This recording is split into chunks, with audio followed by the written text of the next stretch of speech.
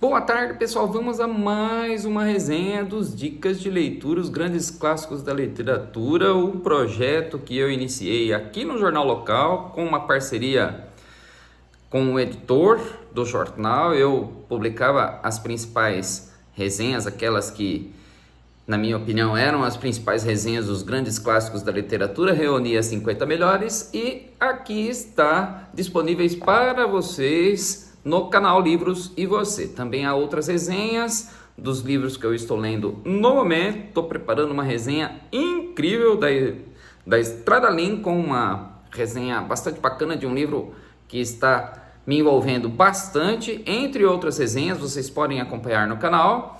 Na resenha anterior eu havia dito 41ª resenha, já está corrigida, é a 42ª, já estamos na 43ª com a resenha de hoje, estamos chegando ao final, já estou sentindo saudades desse projeto. Há outros vídeos também, vídeos motivacionais e vídeos aleatórios com entrevistas com a autora, entre outros assuntos referentes à literatura. Pessoal, vamos a essa resenha de um livro que eu gosto muito, de um autor europeu que serviu de influência para duas bandas aqui do Brasil fazerem as suas letras e assim colocarem a público as suas músicas. Os Meninos da Rua Paulo, de Ferenc Molnár, um autor da Hungria. Esse livro é sensacional e fez parte da infância de muitas pessoas que gostam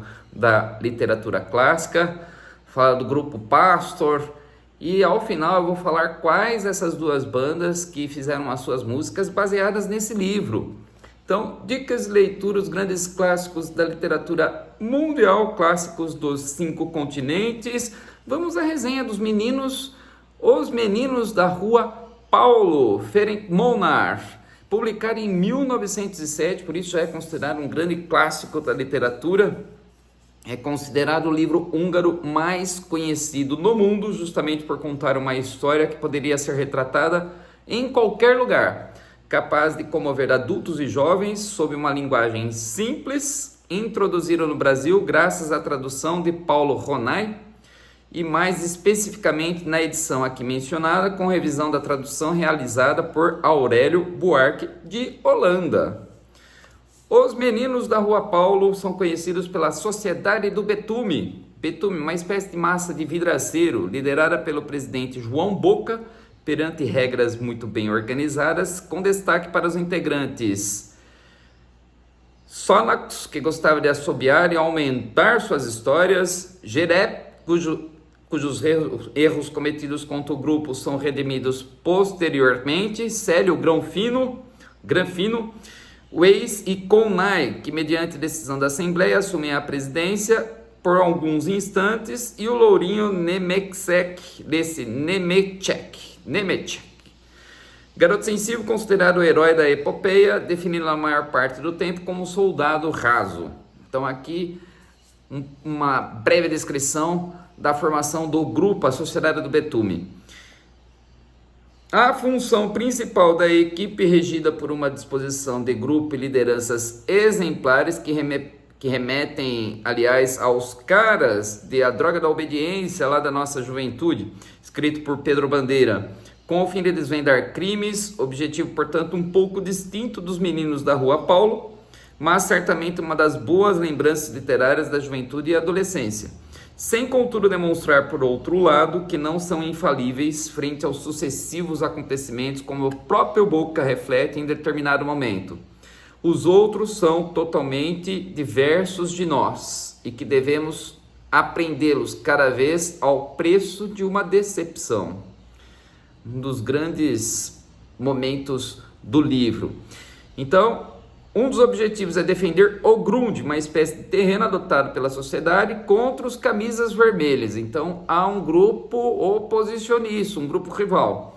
Grupo inimigo do Jardim Botânico, dirigido pelo temido Chico Watts e os irmãos Pastor, que intencionam a reivindicação do Grund para jogar Pella, cuja inimizade tivera precedente junto ao Einstand, uma espécie de apreensão de guerra, em que os pastores praticaram apreendendo as bolas de gude de alguns dos meninos da Rua Paulo, enquanto esses jogavam próximo ao parque do museu. Algumas reviravoltas ocorrem entre os integrantes e as peripécias do grupo repercutem até na escola quando o professor Hatz, estranhando o comportamento disperso de seus alunos, principalmente daqueles que pertenciam ao Grunde, resolve dissolver a sociedade confiscando o betume, o carimbo e a bandeira. Apesar disso, a tensão se mantém conforme os embaixadores vermelhos declaram guerra ao Grunde e dessa maneira Boca e os seus preparam a estratégia para a defesa do território. Muita emoção pode esperar o leitor diante de, primeiro, quem se sagrará vencedor no conflito, segundo, mediante uma pequena sociedade com boas regras, as quais refletem valores muito positivos e promovem a oportunidade de reparação dos erros, a figura de Nemetschek é fundamental, em especial ao final triste da história, ao se sacrificar pelos outros, sendo possível acompanhar o crescimento do caráter dessa grande personagem, adquirindo maturidade ao passar do receio à coragem, na medida em que é promovido dentro da hierarquia do betume, de soldado raso a capitão.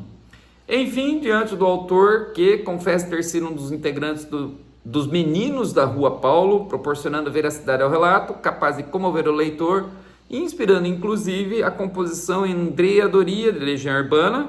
A banda Legião Urbana evidencia certamente o nacionalismo húngaro e o amor à pátria. Surpreendentemente, em um período pré-guerras mundiais, além de deixar expresso o pensamento refletido por Boca, do que é, afinal, a vida da qual todos somos os soldados e os servidores, ora tristes, ora alegres. Pessoal, o Ira também gravou uma música baseada nos meninos da Rua Paulo. Então daqui a 43ª resenha, espero que vocês tenham gostado e tenham acesso assim às resenhas anteriores, estamos no fim do projeto, e as resenhas também dos outros livros que eu tenho lido no momento. Além das resenhas aleatórias e dos vídeos motivacionais. Pessoal, um grande abraço e até a próxima.